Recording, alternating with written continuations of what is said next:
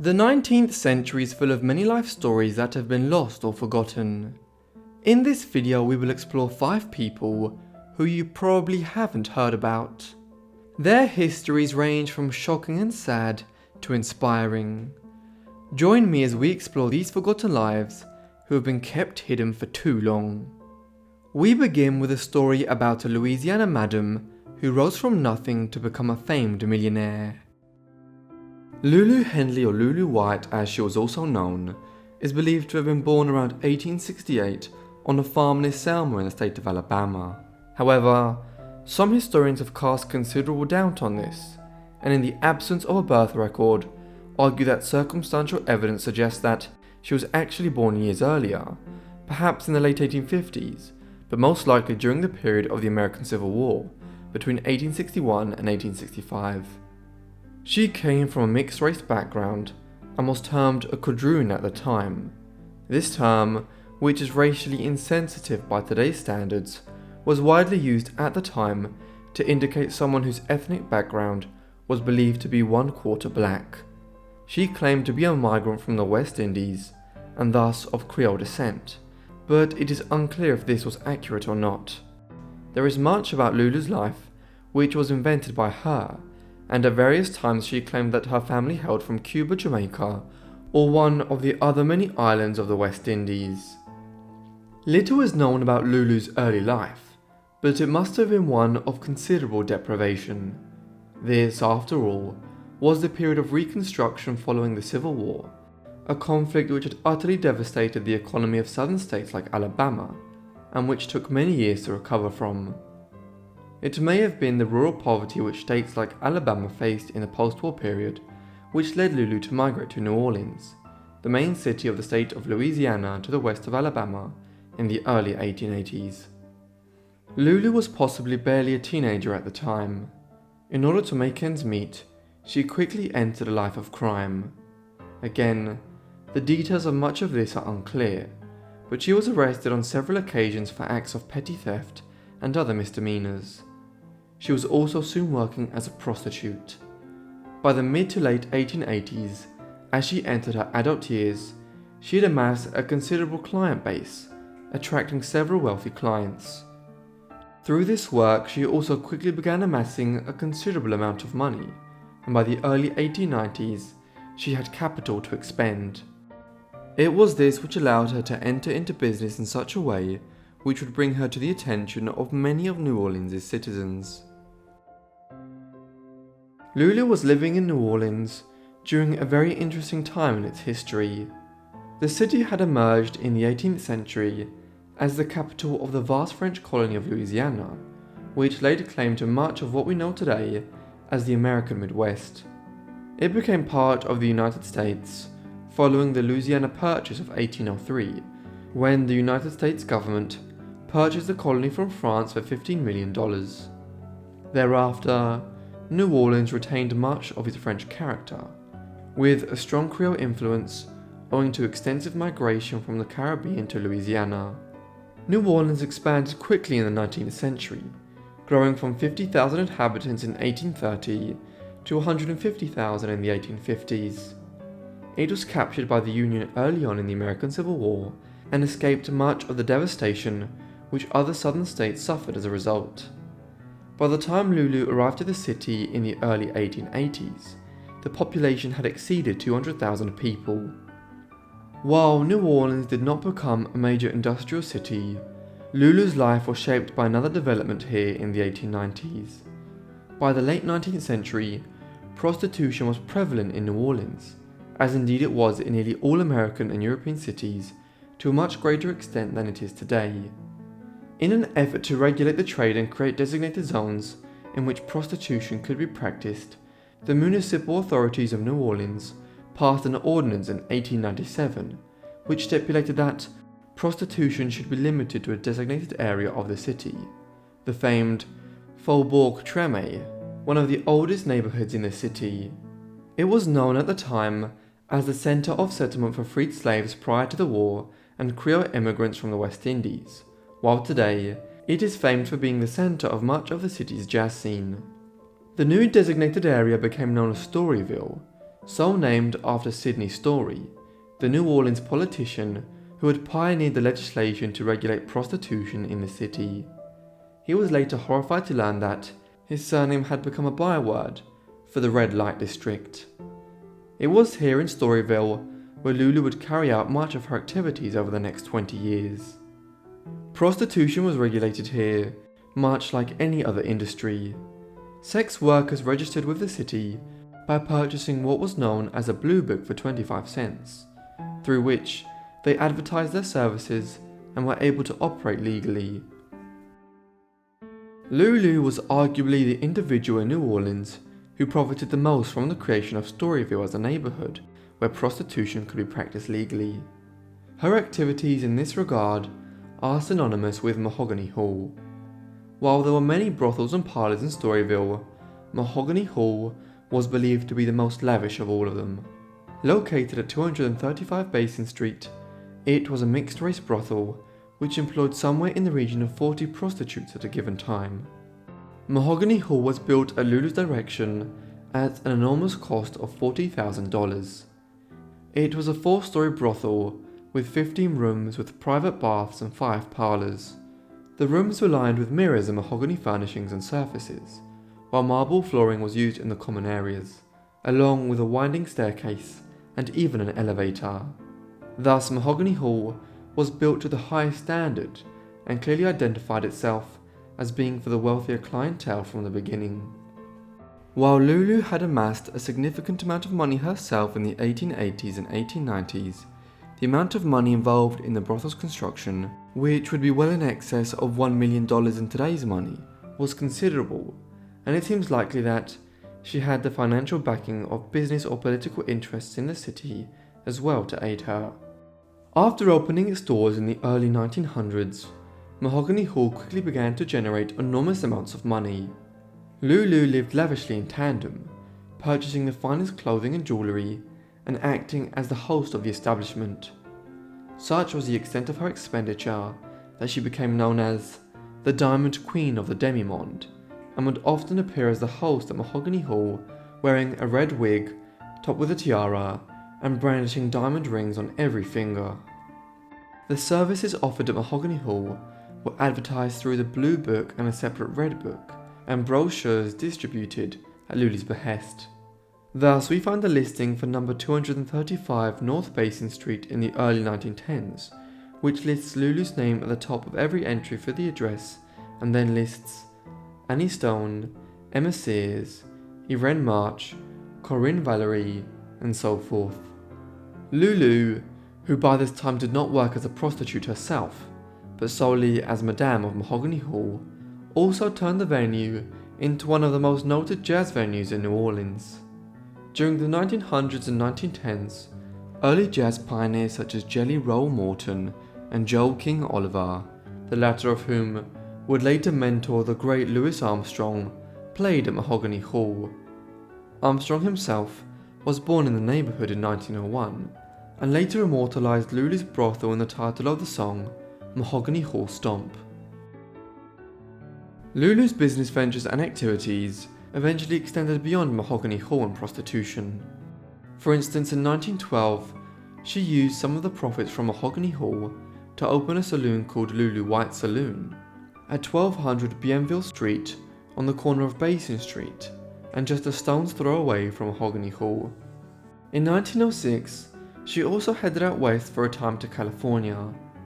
Here she demonstrated her shrewd business sense by investing in the emerging industry of filmmaking, which was in its first stages of development in a place called Hollywood on the outskirts of the city of Los Angeles.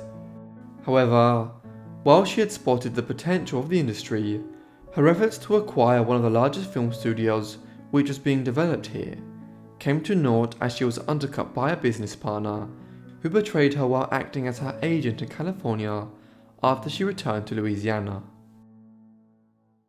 The failure to acquire a stake in one of Hollywood's large studios in the mid-1900s was just the first of several setbacks which Lulu suffered business-wise in the 1900s and 1910s. Eventually, Storyville was shut down by the government during the First World War. Following America's entry into the war in 1917, the US Navy deployed most of its resources to port cities like New Orleans. The Secretary of War Newton Baker became concerned that prostitution there was distracting troops bound for Europe, and so in late 1917 he pressured the municipal government into rescinding the 1897 law concerning Storyville. Thus, prostitution effectively became an underground trade yet again in New Orleans in 1917. Mahogany Hall declined sharply thereafter as its business activities became illicit. The building went into a period of steady decline and was eventually sold in 1929 for $11,000, a fraction of the $40,000 it had been built for, especially when inflation is taken into account. The plush interior had evidently diminished considerably over the years as the new owner, a local department store owner, used what had been New Orleans' most upmarket brothel as a storage room for his shop. This was not Lulu's only headache from a business perspective. In 1919, the United States Congress passed the Volstead Act, which paved the way for the prohibition of alcohol in America in 1920. Thus, Lulu's other major business, her saloon on Bienville Street, also had to change its business model in 1920. She turned it into an establishment selling soft drinks. Evidently, she did not accept these new realities easily. We have a mugshot of Lulu after she was arrested in 1920. Here we find a woman who was probably in her late 50s or even her early 60s, suggesting that she was indeed born sometime prior to 1868, as speculated earlier. Yet, every setback can create an opportunity. Like a great many other former saloon owners and purveyors of alcohol, Lulu Henley became a bootlegger in the 1920s, producing alcohol, primarily in the shape of spirits like rum and whiskey, in illegal stills in New Orleans and the wider state of Louisiana. While her operation was clearly not as great as Al Capone in Chicago or Lucky Luciano and Mayor Langsy in New York and New Jersey, Lulu became a significant figure in the Louisiana crime world, created by the Prohibition. She was monitored by the authorities, and while they repeatedly arrested her on charges of bootlegging and, quote, running a disorderly house, nothing ever stuck, and she managed to avoid any lengthy incarceration. Exactly what happened to Lulu Henley in the end, like much of her earlier life, is shrouded in mystery. Some historians in New Orleans believe that she died in 1931, at the residence of another former madam in the city, Willie Piazza. However, there is conflicting evidence on this, and a bank teller at the National Bank of New Orleans later testified that a Lulu White had made a large withdrawal from the financial establishment in 1941. If nothing else, this testifies to the manner in which Lulu Henley became one of the legendary figures of early 20th century New Orleans. Conversely, Mahogany Hall was eventually demolished in the 1940s, though the first floor of Lulu's saloon on Bienville Street is still standing today as much as it was when the Madame of Mahogany Hall first built her business empire here. Lulu's life has been portrayed in popular culture on several occasions. As the New Orleans historian Al Rose noted in his 1970 book on Storyville, the character of Mae West from the 1934 film Belle of the 90s was clearly inspired by Lulu, but owing to the pervasive racism of American society at the time, any racial references were removed from the film. Numerous subsequent films down to the 1970s had characters which were also based on her. For our next story, we are going back to 19th century Congo, where a young man was taken from home and exhibited like an animal. Otto Benga was born sometime around 1883 in the forest near the Kasai River in the broad expanse of the Congo in Central West Africa. Benga was born as a member of the Mbuti people, a sub-Saharan African people who are genetically disposed to having a short stature. It was this which later led to Benga being taken to the United States, in addition to the tendency of the Mbuti to sharpen some of their teeth into fangs, a look which gave Benga a savage appearance to white Westerners of the early 20th century.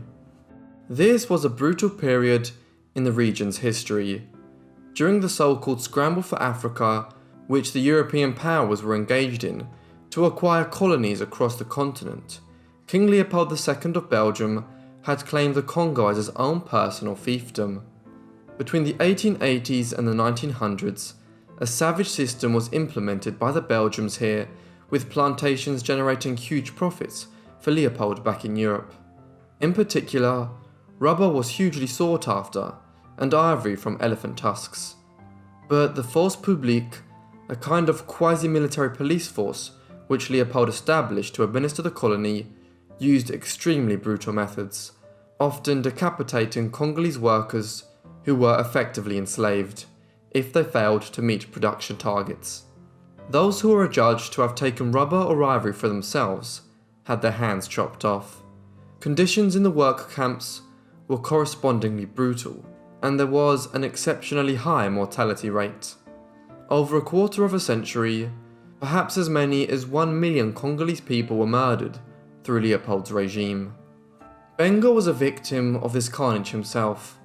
We know few of the specific details, but he had apparently married quite young, while effectively a teenager. He and his wife had children quickly, but these were murdered by the Belgian regime at some stage in the early 1900s. Benga only survived himself as he was on a hunting expedition with the Mbuti tribe from which he hailed, when the Belgians attacked his village, killing his wife and children. Thus, Benga had already experienced great trauma in his early life, owing to the actions of white Westerners, but more was to follow. In 1903, an American businessman and explorer by the name of Samuel Phillips Werner arrived in the Congo. His appearance there would have grave implications for Benga. According to Werner's own account of what happened in later years, he purchased Benga for a pound of salt and a ream, or bolt of cloth. His goal was always to exhibit Benga at the World's Fair, which was to be held in St. Louis in the state of Missouri in the United States in 1904. Werner had been specifically hired to travel to Africa in order to obtain a so-called pygmy, what contemporaries believed were a subspecies of human, akin to dwarves. Following the publication of the findings of Charles Darwin several decades earlier with his landmark study on the origins of species, published in 1859, contemporaries were anxious to find supposed missing links in the evolutionary chain between modern humans and primates, such as monkeys and orangutans. In a typical racist trope of the time, people often believed this semi-evolved primate or half-man was possibly living in the wilds of Africa, a continent about which so much was still unknown in the late 19th and early 20th centuries. The Mbuti people, with their small stature and fanged teeth, would appeal to Werner as people who could possibly be passed off as pygmies at the World's Fair. To conduct this work, Werner had been paid $8,500, a considerable sum for the time, to acquire several oddities of this kind for the World Fair and bring them back to America to be exhibited there. He chose Benga owing to his physical characteristics. Standing at just 4 feet 11 inches and weighing just over 100 pounds, he was small enough to pass for a pygmy back in America. Moreover, with his sharpened fanged teeth and Congolese manners, Benga would make an impression on the hundreds of thousands of visitors to St. Louis. Having acquired Benga and several other individuals, effectively as slaves, decades after the practice had allegedly been abolished throughout the Western world, Werner headed back to America. The following year, in 1904, the World Fair was held between the 30th of April 1904 and the 1st of December 1904. While such world fairs were often designed to showcase an extensive range of technological marvels and other societal accomplishments, Benga was exhibited as part of a large menagerie of humans from across the world, one which included Native Americans, Filipinos, and Africans, the most famous perhaps being the Apache Indian chief Geronimo, a medicine man and warrior who in the second half of the 19th century had led Native American efforts to resist the colonization of the region of the United States, approximating to New Mexico and Arizona. Benga was exhibited here as a pygmy, But the attempted ruse was soon being ridiculed. A newspaper editorial at the time remarked that, "We do not quite understand all the emotion which others are expressing in the matter. Otter Benga, according to our information, is a normal specimen of his race or tribe, with a brain as much developed as are those of its other members." Thus, despite Werner and the organisers of the fair's efforts to portray the 4'11" tall Benga as an example of the missing link in the evolutionary chain, few were entirely convinced. Benga did not take his parading in St. Louis lightly, and there are reports of him resisting Werner and his captors during the course of the exhibit in St. Louis. Indeed, he and his fellow Africans caused such unrest that at one point the 1st Illinois Regiment, a division of the United States military, had to be called in to quell the disturbance. Benga had obviously impressed Geronimo during this quarrel, and so the Apache chief gave the African one of his arrowheads as a token of his respect. With the World's Fair drawing to a conclusion in St. Louis, Werner doubted what he would do with Benga. At first, he travelled back to Africa along with many of the other Africans who had been brought to America for the World's Fair. But his time back home was troubled. He quickly married for a second time, and his new wife just as quickly died, this time from a poisonous snake bite. Moreover, Benga could not readjust to life in Africa, and when Werner set off on his return journey to America, Benga made the curious decision to travel with him. There he briefly found some work and lodgings in the American Museum of Natural History in New York City. But a dispute arose here before long between Werner and the museum's curator, Henry Bumpus, over the salary which had been requested for Benga. A more lasting solution, though, seemed to have presented itself in an offer from the director of the New York Zoological Society, which was primarily charged with the running of the Bronx Zoo in New York City, when the director there, William Hornaday, offered to give Benga a job looking after certain African animals, which Hornaday believed Benga would be naturally disposed to get along with. However, before long, Hornaday noticed that guests to the zoo were more interested in Benga than they were in the animals he was looking after. As a result, he decided to make an exhibit out of Benga. The first day of the exhibit was on the 8th of September 1906, and visitors could find Benga in the monkey house. A sign on the exhibit read, "The African Pygmy Otter Benga, age 23, height 4 feet 11 inches, weight 103 pounds, brought from the Kasai River, Congo Free State, South Central Africa, by Dr. Samuel P. Werner, exhibited each afternoon during September." At the Bronx, Benga was imprisoned in an iron cage. This had been installed at the side of a much larger enclosure which housed the zoo's primates. The implication here was that Benga was a little more evolved than the orangutans and monkeys he resided next to. The conditions here were cruel.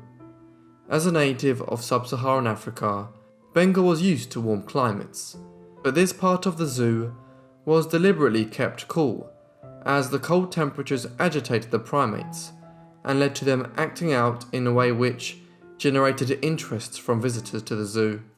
Perhaps the only thing that gave Benga a bit of happiness was that he became fond of an intelligent orangutan named Dohong, who could perform tricks and imitate human behaviour. From the very outset of his captivity there, Benga's displeasure at his predicament was plain for all to see. Newspaper articles of the time describe him as glaring menacingly at visitors to the zoo. However, the zoo director, William Hornaday, defended the decision to install Benga there, arguing that it paralleled similar exhibitions of humans which were held in Europe during the 19th century. While Hornaday defended his decision to exhibit Benga at the Bronx Zoo, the appearance of the Mbuti tribesmen there was soon generating some controversy. Having learned of it, African American clergymen and other interested parties in New York City and wider afield protested to the zoo bureaucrats and other civic officials. In particular, the criticisms of Reverend James M. Gordon, a supervisor of the Howard Colored Orphan Asylum in Brooklyn, carried weight. He soon impressed on the mayor of New York, George B. McClellan Jr., that Benga's condition was inhumane and a betrayal of black Americans. Consequently, later in 1906, Benga was removed from the exhibit at the Bronx. His tribulations did not end there though. Although Benga wanted to return to his native Africa, he could not acquire the funding or the means to do so. As a result, he spent the next several years in various locations in the United States, finding occasional work. Firstly, this was at the Bronx Zoo, until his continued presence there was deemed unsuitable. Then, he was released into Gordon's care and placed in the Brooklyn orphanage, which he supervised. Then finally, in 1910, Gordon arranged matters so that Benga could begin working at a tobacco plantation in Virginia. In order to make him seem more normal for his surroundings, Gordon arranged to have Benga's fanged teeth capped at this time. He had also learned to speak English by this point. However, Benga's desire to return home remained unabated, and it was his hopelessness at the inability to do this which caused him the final tragedy in his life. Benga had been planning to return home for several years, when in the summer of 1914, the First World War erupted across Europe.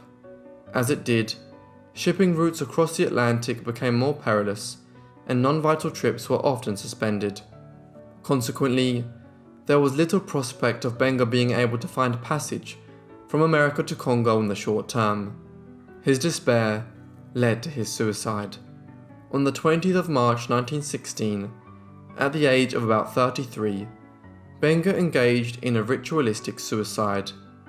He built a ceremonial fire, removed the caps which had been placed on his teeth several years earlier, and killed himself with a gunshot wound to the chest. He was buried in an unmarked grave in Lynchburg, Virginia.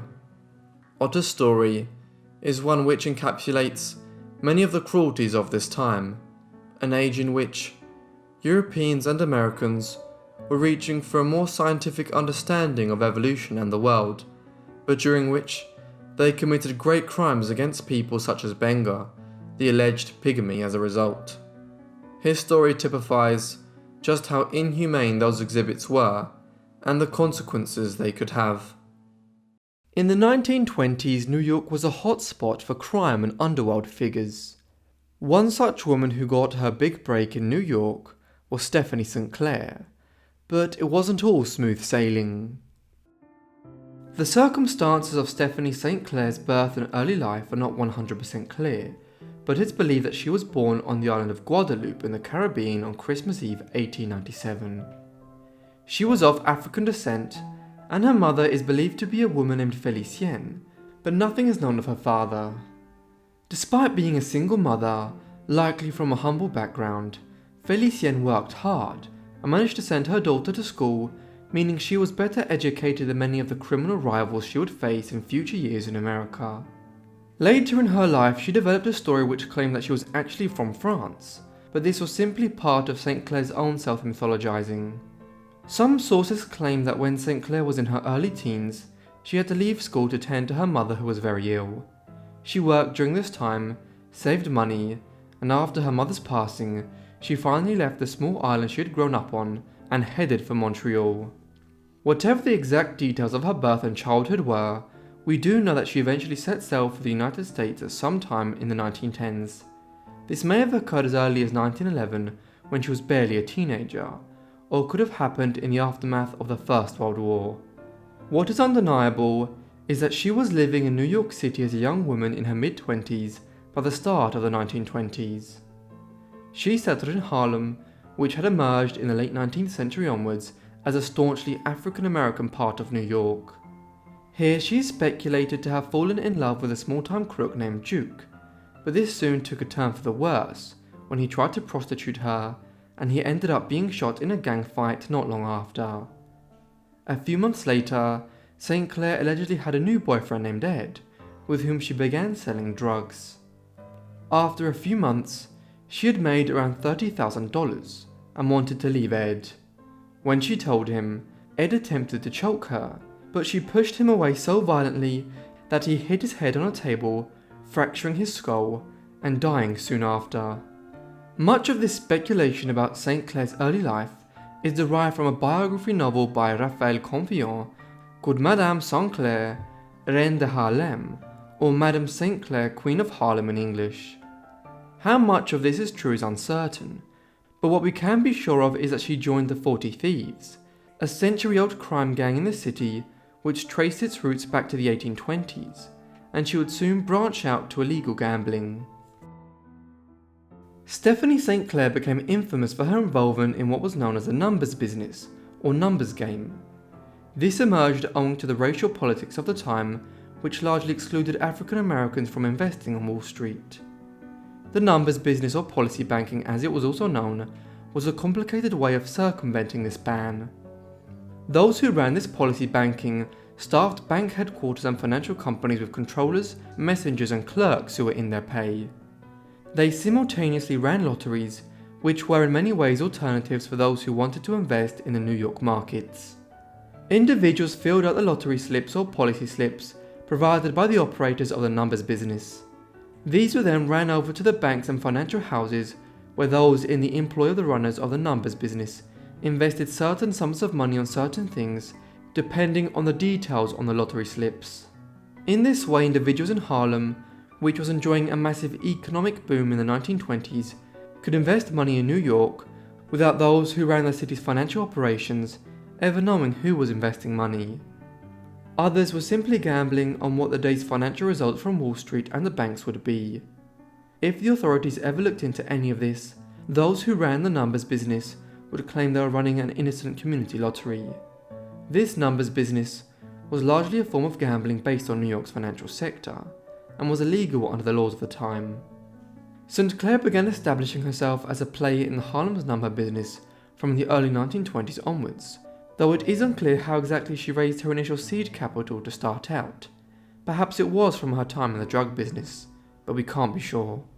Contemporaries described her as an arrogant but sophisticated and educated woman, with a fierce temper that she would often direct at her rivals.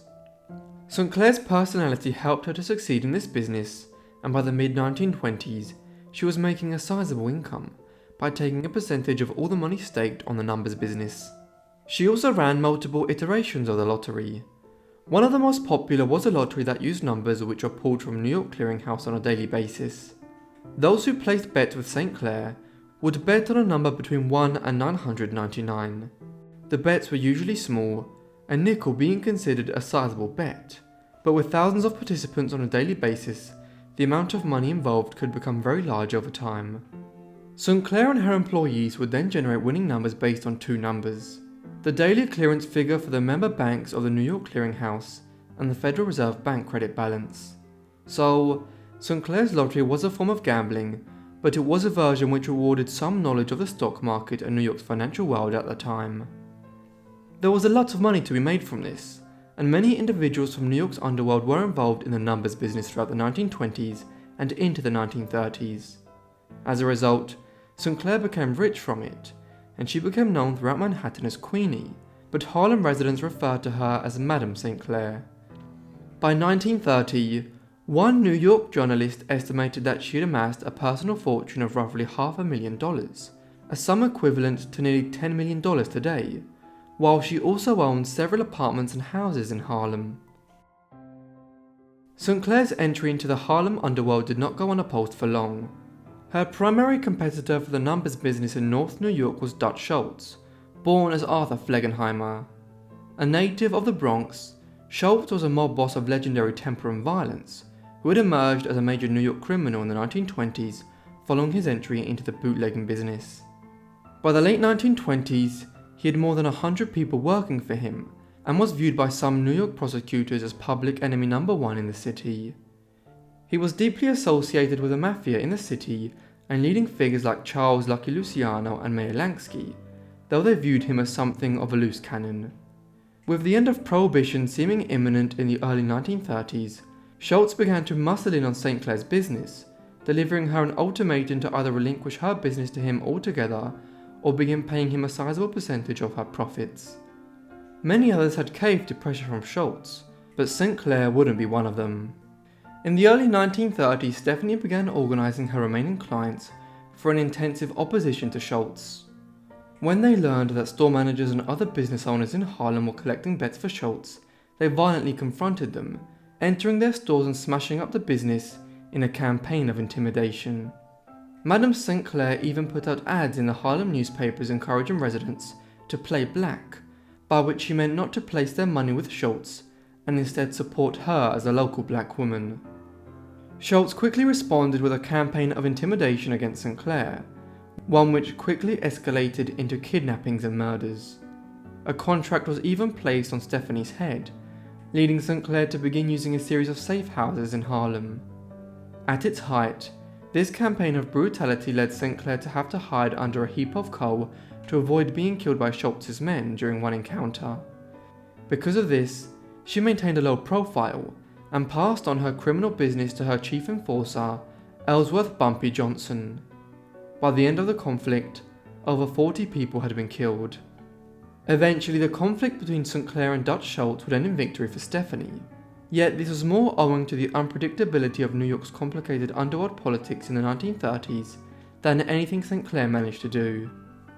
The relationship between Schultz and Lucky Luciano, the head of the Italian mafia in New York since the late 1920s, had always been tense, and things came to a head when Schultz disobeyed a direct command from the commission headed by Luciano. At the time, Schultz was being charged with fraud and tax evasion by Thomas Dewey, a senior New York City special prosecutor, so he made plans to have him killed. This was in spite of the fact that the Mafia Commission warned him against doing so, as they feared that Dewey's murder would provoke an all-out crackdown. As a result, the Commission determined that Schultz had to be stopped. On the 23rd of October 1935, he was shot while sitting on a toilet in a restaurant in Newark in New Jersey. He died from his injuries the following day. As he lay dying, St. Clair sent a telegram to Schultz saying, "As ye sow, so shall you reap," and signed it as Madam Queen of Policy. The telegram reportedly made headlines across the nation. While she'd been in conflict with Dutch Schultz, St. Clair had also been periodically involved in a tussle with New York law enforcement. This was both owing to her involvement in the numbers business, but also her activism within Harlem. By the late 1920s, she had begun placing ads in local papers which aimed to inform African Americans of their rights should they be harassed by police or arrested. This led in due course to her emergence as a community leader.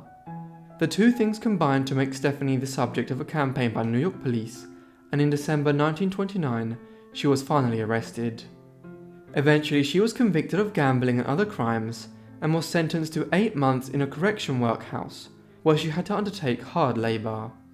St. Clair emerged from a workhouse in late 1930 with a determination to exact revenge on law enforcement in New York.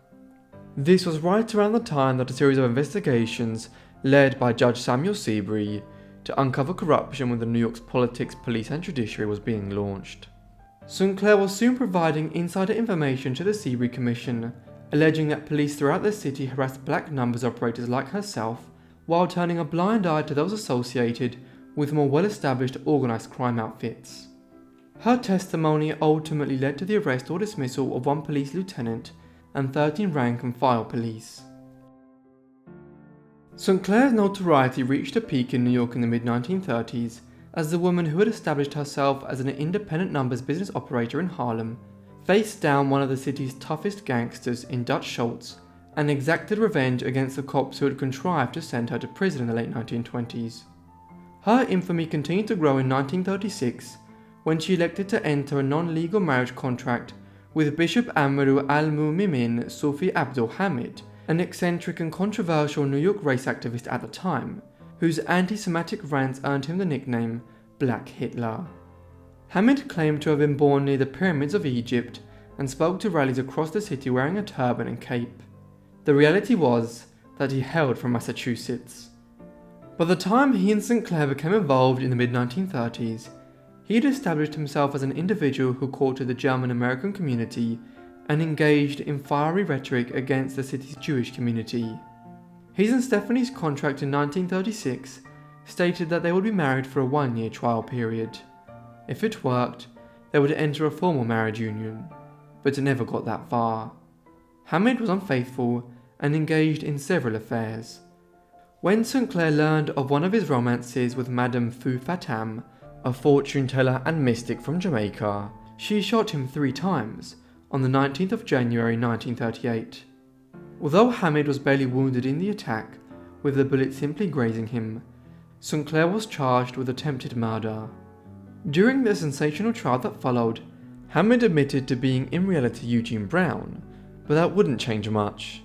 In her defense, Stephanie claimed that she confronted Hamid because he had been treating her cruelly, and that the gun went off during a struggle between the 2 former lovers. The judge was not convinced, stating that St. Clair had, quote, been living by her wits all of her life, and sentenced her to 2 to 10 years in prison. She was sent to serve her sentence at Bedford Hills Correctional Facility for Women north of New York City in Westchester County. St. Clair was released from prison in the early 1940s. Little is known about her life after this, and she intentionally kept a much lower profile during these years. There would be no more paper ads declaring the rights of the African American community of New York or attempts to break back into the city's criminal underworld. Though she was no longer in command of her numbers empire, she was still a wealthy woman thanks to smart investments, and retired to a mansion on Long Island, while engaging in legitimate and legal business deals in the 1940s and 1950s. Her associate Bumpy Johnson, who after St. Clair became the reigning king in Harlem, came to live with her during her later years and wrote poetry from her house on Long Island. The few fleeting references to her business activities in these years come from his statements and reveal a woman who was happy to enjoy a quiet retirement. She died in New York in 1969, aged 72. When she passed that December, the newspapers contained no news of the demise of the former Madame St. Clair. When thinking of the 19th century, one person has to come to mind: Queen Victoria. Less known was her ward and goddaughter, an African princess who suffered many hardships. Bonetta was born as Amoba Aina in 1843 in Okodan, a region in the southwest of what is now Nigeria.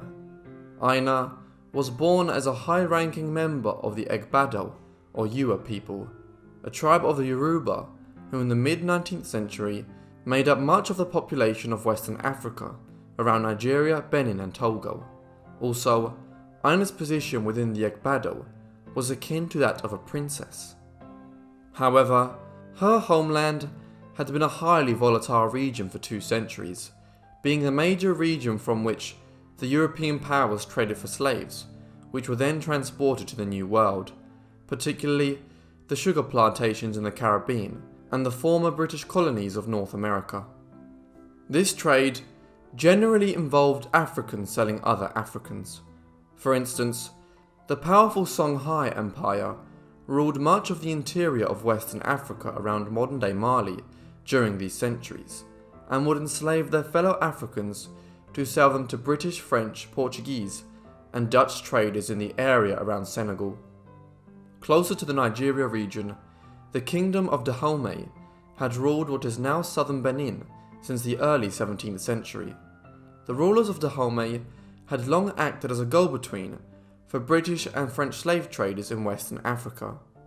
The armies of the Kingdom of Dahomey would invade neighbouring regions, capture hundreds of slaves, and sell them to the European powers in the ports of southern Benin, who in turn transported them across the Atlantic. Yet, this was all changing by the mid-19th century, as the Slavery Abolition Act had been passed through the British Parliament in 1833, effectively banning the slave trade throughout the British Empire. But the response was slow in Western Africa, and such raids for slaves were still underway in the 1840s. Aina's village of Oak Odan fell prey to such a raid by the Kingdom of Dahomey in 1848. Tragically, her parents were killed during the attack, along with many other senior members of the community. Aina, however, was spared and as a consequence, ended up at the court of King Geza of Dahomey when she was just 5 years old. The circumstances by which Ina acquired her name and ended up in England were entirely tied to the mission of Captain Frederick E. Forbes to Western Africa in 1850. Forbes was dispatched to the region as captain of the British Royal Navy ship, the HMS Bonetta. His mission was to act as an agent of the British Crown and the representative of Queen Victoria in negotiating a new relationship between the British Empire and King Geza of Dahomey, now that the slave trade had been prohibited. Yet Geza seems to have either been unwilling to accept that the slave trade had ended, or else found it difficult to understand exactly what it was Forbes outlined to him. Accordingly, Geza followed a long-established practice when dealing with the European slave traders of giving the ship's captain some free slaves as a gift. Ina was one of those whom Geza gifted to Forbes in 1850. Although the slave trade was at an end, Forbes accepted the slaves in the name of Queen Victoria. Ina was promptly baptized, and Forbes gave her a new European name. As a Christian name, he called her Sarah, but for her surname, he gave her both his own name and the name of the ship. Thus, Omoba Ina became Sarah Forbes Bonetta, and she was soon on her way to England. One of the first records concerning Sarah is to be found in Captain Forbes' diary. While they were on their way back to England in 1850, he remarked on her commendable disposition and intelligence. Having arrived in England, she was subsequently introduced to Queen Victoria at Windsor Castle. The Queen was at this time 31 years of age. She too favourably wrote about Sarah's intelligence in her diary. Perhaps most striking is that Bonetta appears to have already gained an advanced command of the English language, a precociousness which must have impressed the Queen. This first meeting with Victoria was a moment of some significance for Sarah's life. Impressed by her young African charge, the monarch agreed to pay for and support Sarah's education. Money was provided for this, and she was attached to the royal household. This is not to say that Sarah was raised as a member of the royal household, just that she was associated with it and was financed by the Queen. Her guardianship lay elsewhere. Captain Forbes quickly had to hand over responsibility for her, as his duties saw him returning to Western Africa just months later, where he sadly died in 1852.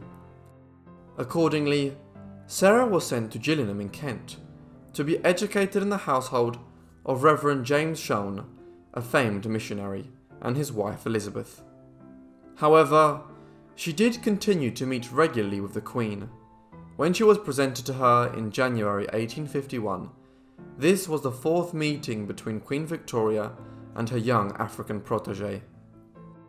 Sarah's subsequent life in the 1850s must be understood in the context of the missionary work which was undertaken by the British during the 19th century.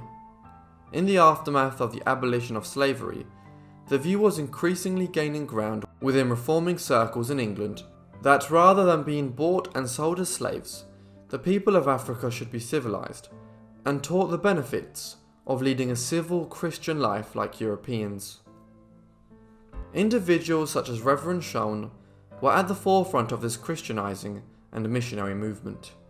As an African girl who had responded so favourably to living in England, Sarah was viewed as someone who could be educated and trained as a missionary herself.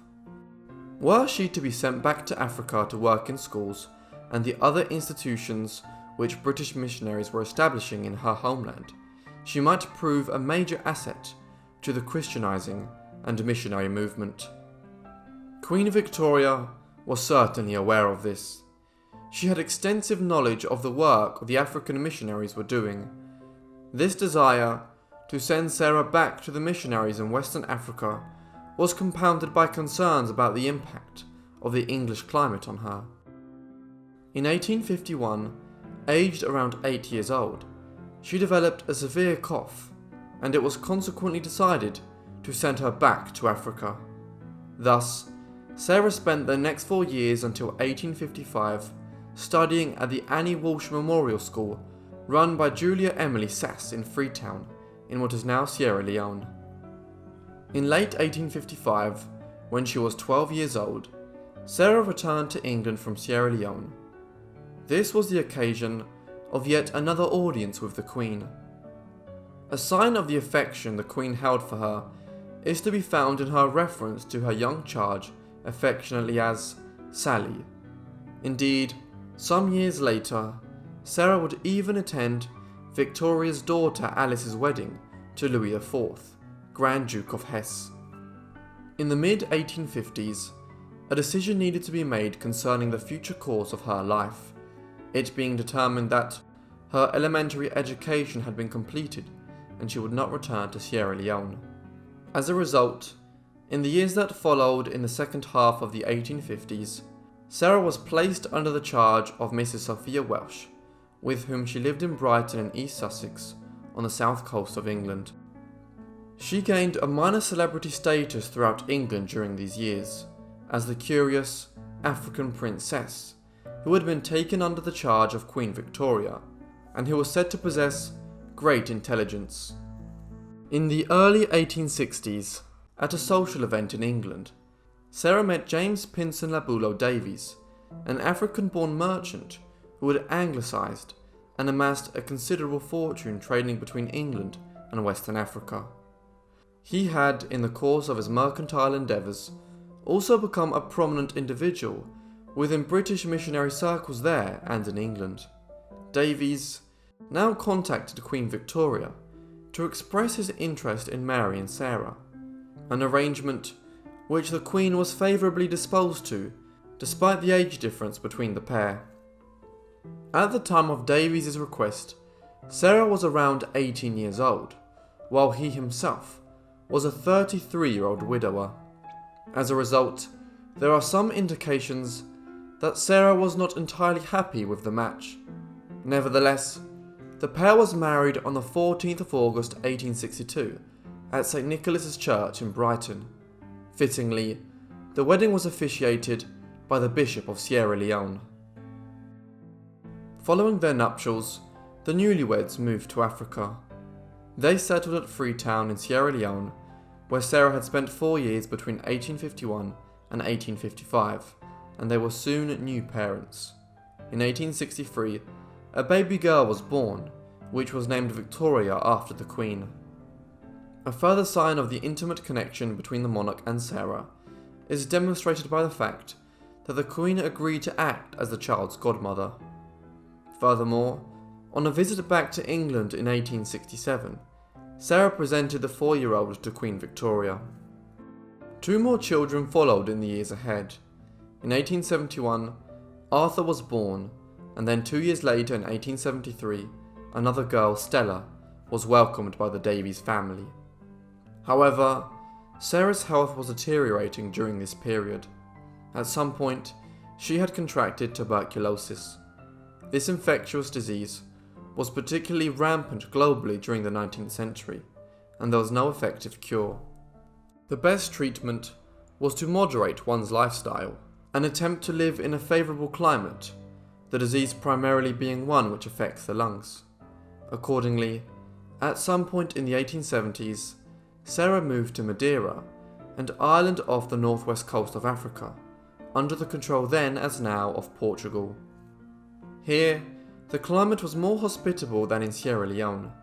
She appears to have only been joined here sporadically by her husband, whose business interests were in trouble, while her eldest child Victoria was by this time living back in England, being educated at Cheltenham College in Gloucestershire. Unfortunately, Sarah died from complications associated with tuberculosis in the city of Funchal in Madeira on the 15th of August 1880, aged around 37.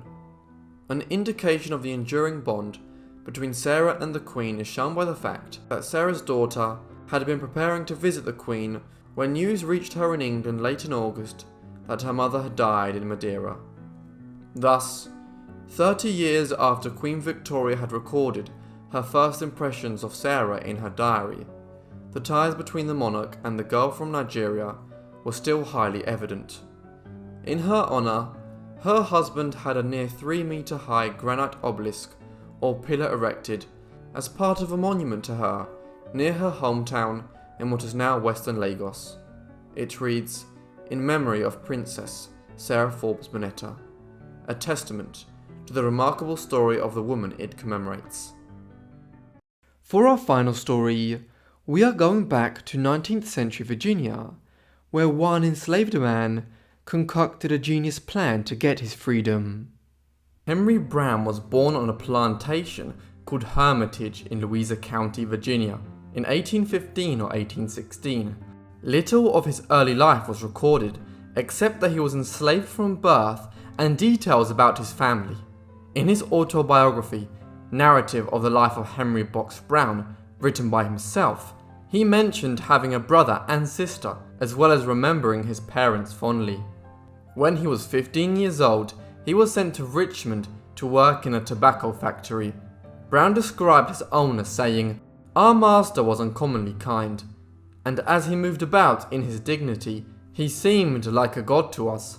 But notwithstanding his kindness, although he knew very well what superstitious notions we formed of him, he never made the least attempt to correct our erroneous impression, but rather seemed pleased with the reverential feelings which we entertained towards him." Brown's life was filled with unrewarded, hard labour, but he had it better than most of his enslaved peers. Since he was such a good worker, his owner, William Barrett, rewarded him with nice clothes and spending money. As a young man, Brown became friends with a woman called Nancy. Then they fell in love and got married. Together they had 3 children, all of whom were born enslaved due to the Partus principle. Brown lived together with his wife and children in a house that he rented, but this would soon change. Nancy and the children were owned by a Mr. Lee from an adjacent plantation, meaning their fate depended on this man. Brown didn't want to part ways with his wife or children, so he would pay his wife's master about $50 per annum so that he wouldn't sell his family. Unfortunately, Mr. Lee betrayed Brown. In August 1848, while Nancy was still pregnant with her 4th child, they were sold to a plantation in North Carolina. As usual, Brown left the house for work, but when he returned, no one was home.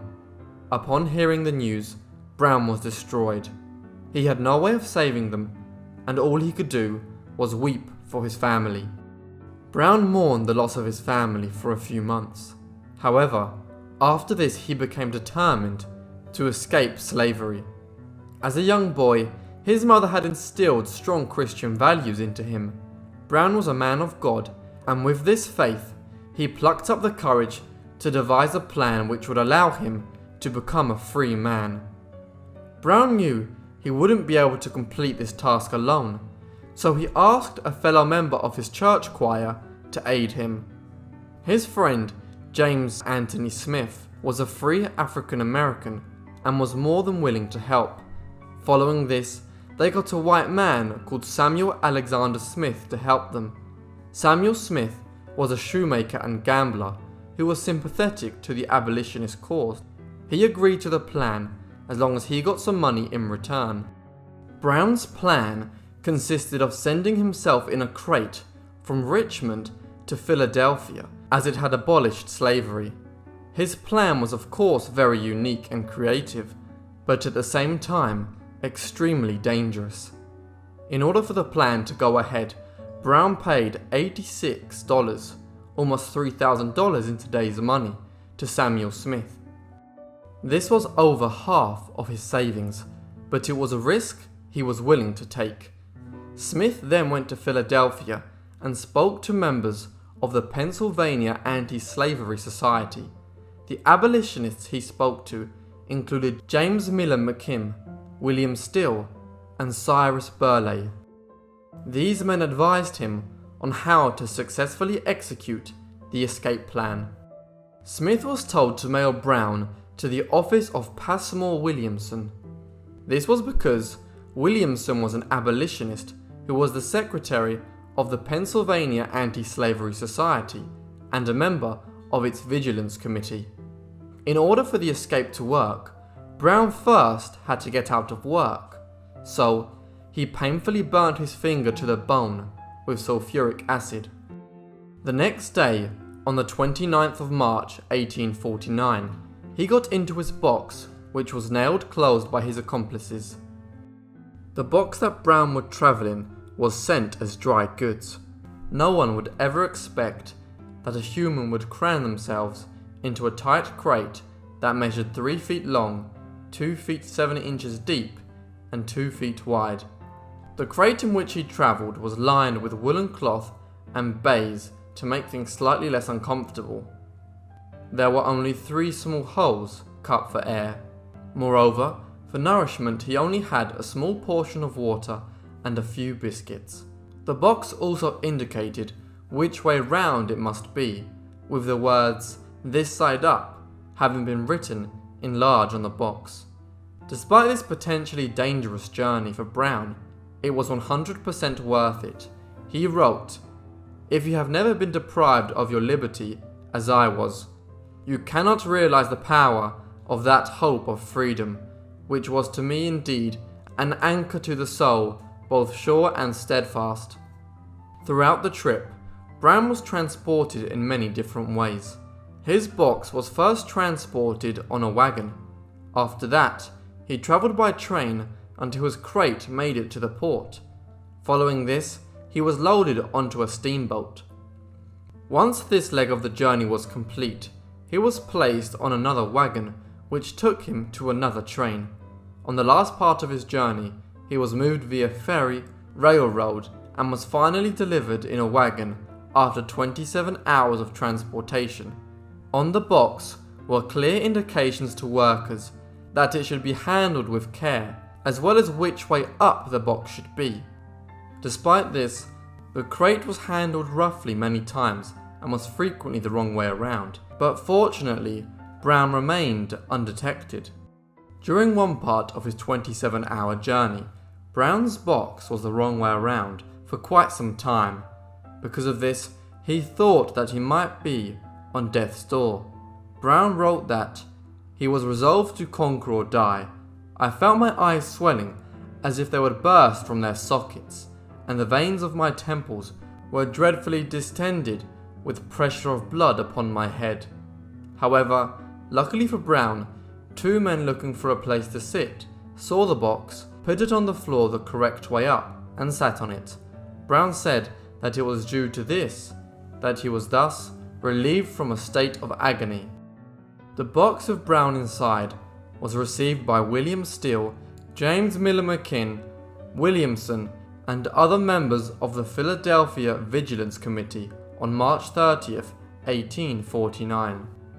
When the box was opened, Brown is noted to have said, "How do you do, gentlemen?" He then recited a psalm from the Bible, which impressed those men present. Brown's story was excellent. Many within abolitionist circles believed it would be great publicity for the movement, increasing its support. However, there was another point of view, which stated that if this escape path was made public, nobody else would be able to use the same method. Thus, it should stay a secret. The shoemaker who had aided Brown, Samuel Smith, attempted to earn money by shipping other slaves from Richmond to Philadelphia. However, on the 8th of May 1849, he was caught, arrested, and tried. Due to his actions, he was sentenced to 6.5 years in the state's penitentiary. James Smith, the free African American, found himself in a similar situation after being arrested on the 25th of September for a similar thing. Despite being tried, James Smith was fortunate to not receive any time behind bars, later being released. Brown's escape was celebrated for its creativity and was considered a modern postal miracle. Furthermore, it highlighted the improvement and increased communication between states via the government's postal service. This would go on to play an important role in the abolitionist movement. Although the South tried to control abolitionist literature, with the use of the postal service, they were no longer able to do so. Thousands of pamphlets, letters, and other materials reached the South. So, as long as privacy was respected, anyone could mail letters and packages with almost anything. This, of course, worried the slave-holding South. Despite differing opinions on whether to share Brown's story or not, he didn't want to keep it quiet. Brown was euphoric with the feeling of freedom and was extremely proud of his achievement. He soon became a symbol of the Underground Railroad freedom movement and used his incredible story to create a new life for himself. He then became a known speaker for the Anti-Slavery Society and got to know Frederick Douglass. In May 1849, he was nicknamed Box after he spoke before the New England Anti-Slave Society convention in Boston about enslaved people and their longing for freedom. In September 1849, he published his autobiography, The Narrative of Henry Box Brown, in Boston. It was written with the help of Charles Stearns. 2 years later, it was published in Manchester, England. The same year Brown emerged from his box, his family's new owner contacted him.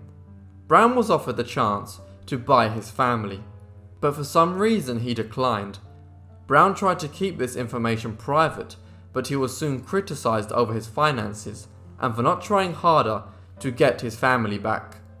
With his earnings from his book and lectures, Brown and his friend James Smith started a moving panorama called Henry Box Brown's Mirror of Slavery.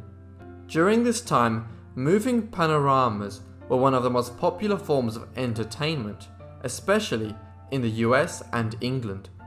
Brown's panorama was one of the first ones on the topic of slavery. It was presented in the US Northeast and lasted from April until August 1850. The Boston Daily Evening Traveler named it one of the finest panoramas now on exhibition. This all came to a sudden halt. This was due to the Fugitive Slave Law of 1850. This law meant that Brown could be captured and again deprived of his freedom. As he was no longer safe in the US, he sailed for England in October. In England, he continued with his panorama, which lasted 10 years. After this, he branched out into other forms of entertainment, yet Brown always focused on the theme of slavery. Brown would perform several hundreds of times in a year, and it's said that his performances took him to every town in England. Brown even acted in several plays, but his acting career was short-lived. In the 1860s, he performed in shows as a magician under the names of Professor H. Box Brown and the African Prince. While he was in England, Brown married Jane Floyd, the daughter of a tin worker. They later had a daughter called Annie and a son, Edward. In 1875, Brown and his new family returned to the United States, where he continued to perform his magic act. One of his tricks involved climbing into the box that gave him his freedom. Brown continued to perform into his old age. His last performance is noted to have taken place in Brantford, Ontario, Canada, on the 26th of February, 1889. Despite no performance records having been found, certain documents, such as tax records, indicate that his performances continued into the early 1890s. It's thought that he died in Toronto on the 15th of June, 1897, aged 81 or 82. Thank you so much everyone for watching this compilation video. If you made it to the end, I want to give you a special thanks. Let me know what you thought of the video down below in the comments, and if you have any other suggestions, also be sure to leave them down below in the comments. If you want more videos like this, let me know. And anyway, I hope you guys are subscribed and have notifications turned on to get all my videos as soon as I upload them. That's all from me, so I'll see all of you in the next Forgotten Life. Thanks.